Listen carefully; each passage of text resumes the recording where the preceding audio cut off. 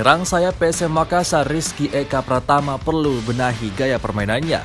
Fans pun menantikan aksi Rizky kala membela PSM di Piala AFC 2022. Kontribusinya sangat besar membawa PSM sampai ke final zona ASEAN.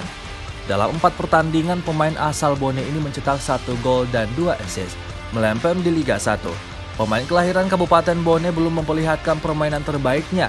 Rizky Eka Pratama harus menyesuaikan dengan gaya permainan sang juru taktik Bernardo Tavares. Pelatih asal Portugal tersebut memiliki gaya permainan cepat dengan pressing yang tinggi.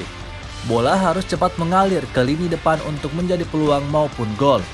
Lalu pertahanan yang kuat dengan penjagaan ketat kepada lawan maupun ruang gerak lawan. Rizky Eka sejauh ini masih minim memberikan kontribusi bagi PSM Makassar.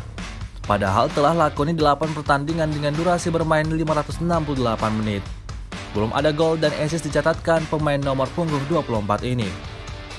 Peluang ditorehkan hanya 5 tembakan, 3 tepat sasaran. Rizky Eka terkadang terlalu lama dalam menguasai bola.